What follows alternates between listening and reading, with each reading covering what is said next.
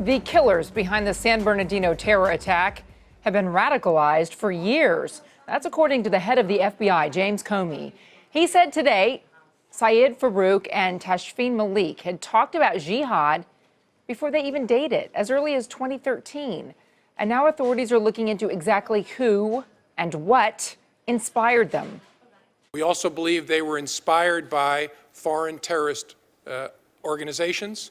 We're working very hard to understand exactly their association and the source of their inspiration. We're also working very hard to understand whether there was anybody else involved with assisting them, with supporting them, with equipping them. And we're working very, very hard to understand, did they have other plans, either for that day or earlier, and that work continues. Retired Lieutenant Colonel Tony Schaffer joins us by phone. It's good to talk to you today, Colonel. When we're talking about this couple, do we know anything more about their path and how they came together to be able to unleash this kind of massacre in the United States?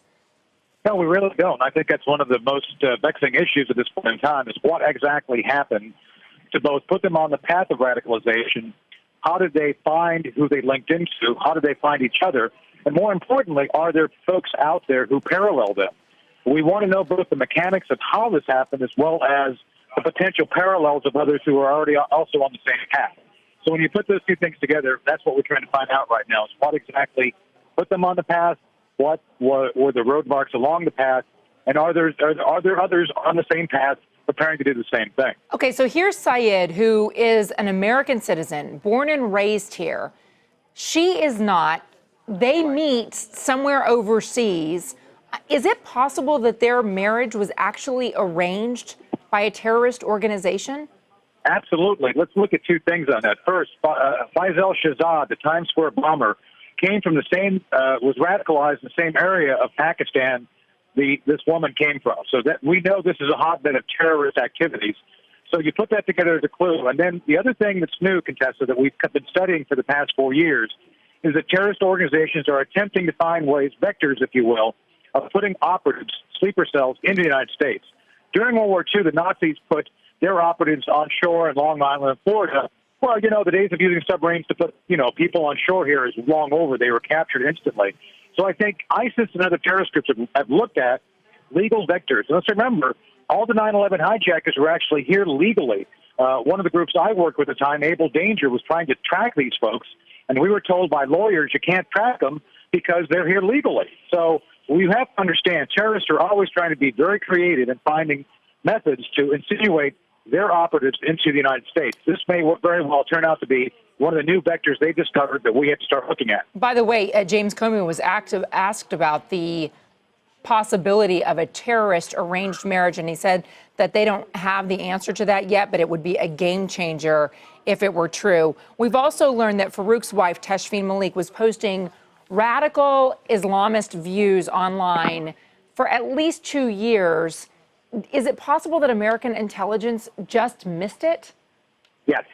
Let me be blunt here. We have to be looking where terrorists are planning and being essentially radicalized. We cannot be looking at people who are living in Minot, North Dakota, going to bridge clubs. This whole bulk collection thing, which was just ended by NSA, was a complete sham. We were looking at all the wrong places. To be effective at looking for terrorists, you must look where terrorists are trained, radicalized, and they communicate.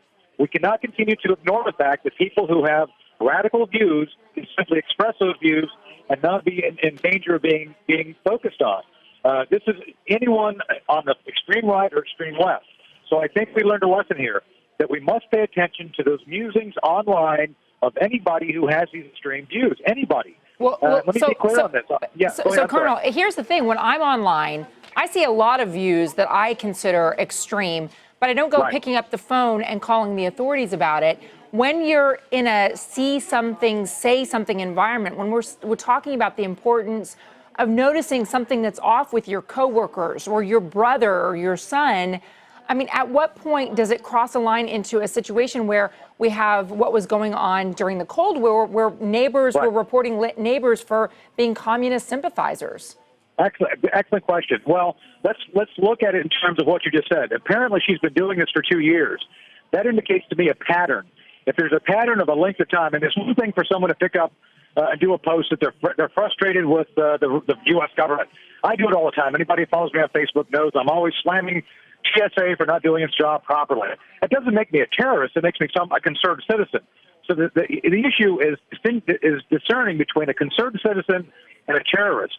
And it's that pattern. It's that length of time. 2 years is a long time to be continuing to spout this sort of thing. Plus, you combine it with other things. So this is where the government has to be smarter. They've got to look deeper and then start connecting pieces. Remember, the Paris attacks, one of the things discovered after the Paris attacks is that ISIS and ISIS operatives did a two-day Twitter campaign regarding supporting their brothers and sisters in the Paris attack. This was prior to the attack. Yeah. So we have to understand that ISIS and other terrorist groups are now using social media in ways we never thought they could. Thank you so much, Colonel.